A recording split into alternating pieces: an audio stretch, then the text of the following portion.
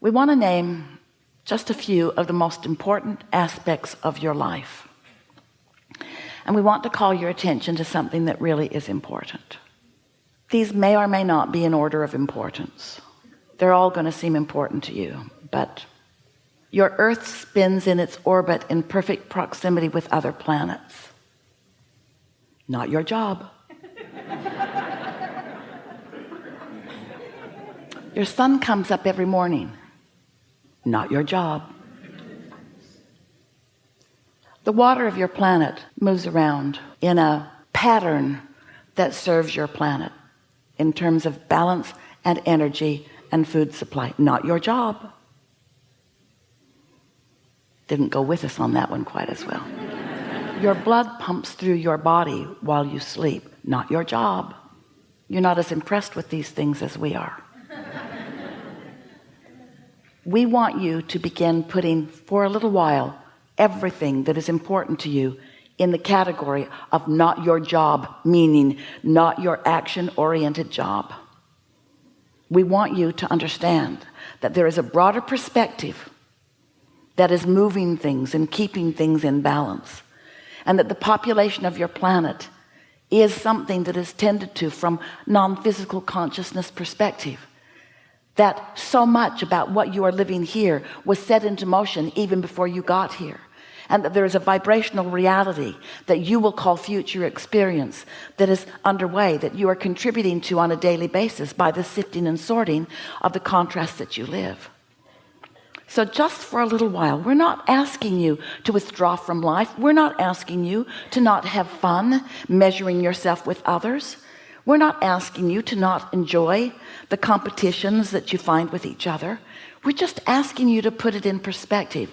We're just asking you to acknowledge that there is an energy that creates worlds, a consciousness flowing energy that creates worlds, that comes from what some want to call God. We call it source energy, or your inner being, or the non-physical part of you, that is working for you because you are blessed and deserving, not against you ever. We would like you to accept that as you are here in these leading edge bodies, and that as you explore the details of your life, and you find something that is unpleasant to you, like people who are hungry, or people who are angry and mean and belligerent, or that when you experience the exposure of that, and you feel the offness of it, that you give birth to a rocket of desire that is then understood by this energy that creates worlds. It becomes part of the consciousness. It becomes part of the becoming. So you keep giving birth to a better world that you don't line up with. You give birth to a better world all day long. You give birth to more peace. You give birth to more prosperity. You give birth to more abundance of all manner. You give birth to all kinds of things by your exposure to it, through your personal exposure with one another, and through the media or your televisions or whatever. You are exposed to so much that makes you do what you were born to do, decide and define what would be better. But then you don't go to what's better because you keep focusing upon the problem that you've been exposed to. We want you to step back just for a little while. Try it for a month. People say, what are you doing? Nothing. No, really, what are you doing today? I'm going to daydream. What? Yeah. I'm going to go sit by the lake or sit by the fireplace. I'm going to put my feet in the water. Aren't you going to go to work? Yeah, but I'm not going to focus like I usually do. I'm going to tap into my true power. Probably going to get fired. No, I have enough reserves going. I can go through the motions of what they need from me while I dominantly daydream. I can daydream at night. I can daydream on the way to work. I can daydream on my lunch hour. I can daydream. My mind can wander into the good things of life. I can predominantly daydream. What are you doing? Nothing. You can't be doing nothing. No, really, I'm not going to do anything for a while. What? I'm not going to do anything for a while. Nothing? Hardly. I'll probably get dressed. Take an occasional shower. I'll eat. And I'll show up. but I'll be different because I'm showing up in my wholeness. I'm showing up in my expecting good things to come to me. I'm showing up expecting inspiration to come to me in such a timely way that I can shoot a basket from mid-court and on a buzzer beater win the championship. I can do that. I can invent things and create things by utilizing this higher power that I have to daydream myself to. I'm no longer going to hold myself in practical defiance of my true power. So we're just saying that when you get the hang of this, the power of a non-resisted thought is a comparison of like an atomic bomb to a firecracker. The relationship of the energy and the movement of the energy within it, the power of a non-resisted thought. Try it just a little, not even all the time, just a little more. Daydream a little bit and see what happens. Let your mind wander, or think about when your mind did wander and what it produced. Esther was waiting for her plane at the airport on her way to here, and she was in the Delta lounge and just got a really strong impulse to go to her gate. And she looked and she thought, it's an hour early, I should stay here because less people, more food, comfortable chair, I should stay here. But the impulse to go was really strong, a good feeling impulse, like something better awaits you somewhere else. That feeling, her practical mind couldn't figure it out because nobody wants to be at the gate instead of the first class lounge, but Esther did, was strong. So she went down to the gate, found a seat, saw that her flight was on the board.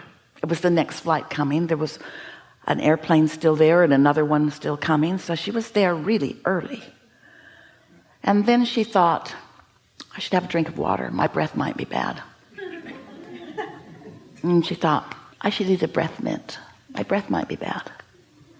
And then she thought, I should stand up. And then she thought, I should go over there. So she's just following these unimportant seeming impulses. And a woman turned around and said, Esther, oh my God, I knew I would meet you someday. I didn't know where or when. Esther said, me neither. All I know is that for the last hour, you've been calling me right here. You've been calling me right here, and see, my breath's good.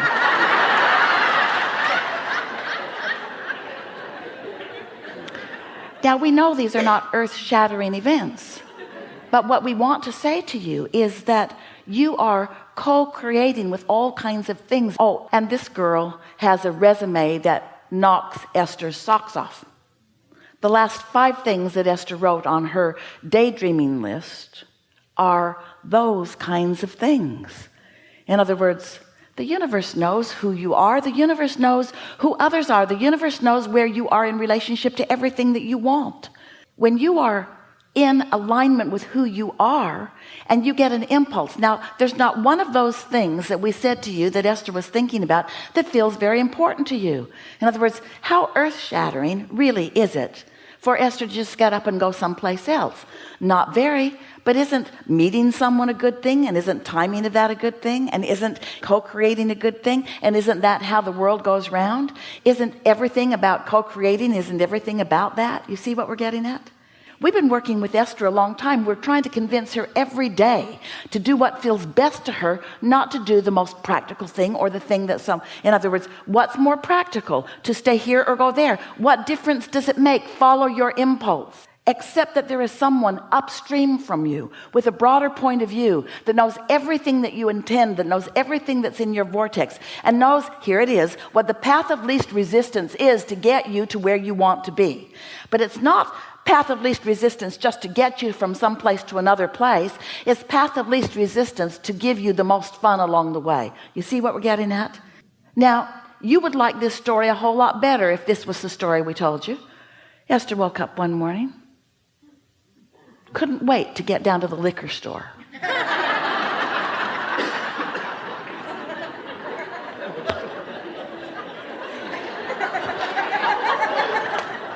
That's where she buys her water and milk. But on this particular morning, she got up, she couldn't wait to get there, and she bought a lottery ticket and she won $10 million. No, she didn't, but you would like that story better.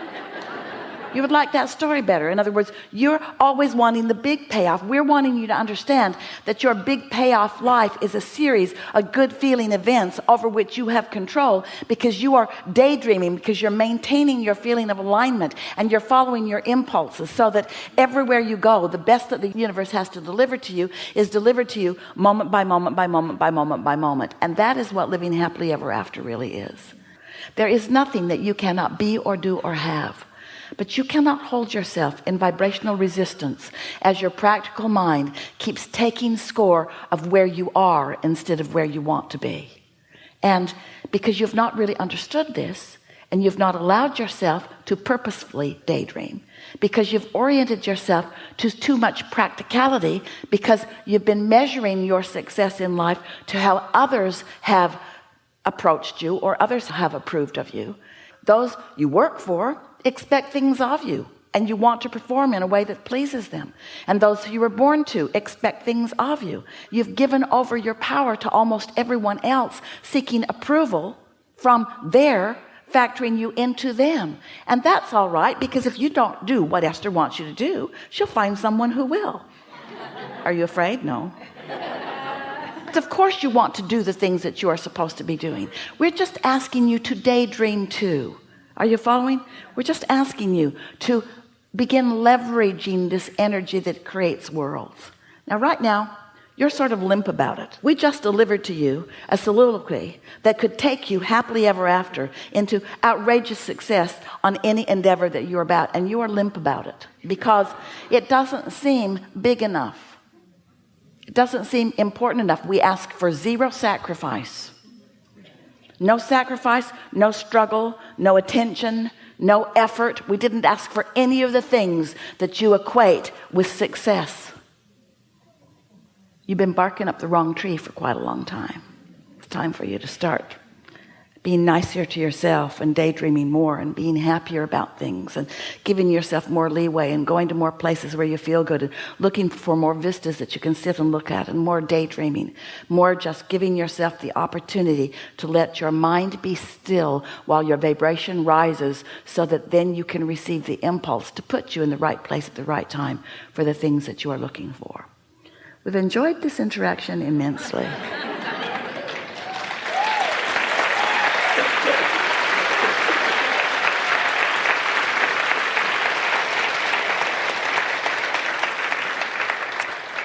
So now we want to visit with you about what matters to you, and we are not guiding you away from the nitty-gritty of your life, but we are giving you a sort of advanced announcement that while the nitty-gritty of your life is something worth talking about, and we'll help you shift energy on anything that's important to you, we're also going to ask you to reach with us for a sort of overview. We'll shoot off firecrackers with you here all day long. We will, if that's what you want. We'll talk about that kind of low-powered stuff, if that's what you want. Or we can get into the big leverage. In other words, we promise you that when those men take that smokestack off Esther's house, and they will, that they will bring the biggest crane that anyone has ever seen. And they will plant it on the street, almost a neighborhood away. And they will reach over several places with this big crane. They will not bring a hammer and a chisel and a saw. They will bring a crane, a really, really big crane, and lots of really, really big chain. In other words, it's going to be a big leveraged thing that happens, you see. And we think this is perfect timing in Esther's life. At the perfect timing when we're wanting to convince her to get the damn crane. Stop running around with a little hammer in your pocket and trying to make things happen. Get the crane. Get the crane. Are you ready to get the crane? All right. So, here we go. It's going to be a really good day. You're going to like how this unfolds. We like it already. Begin right there.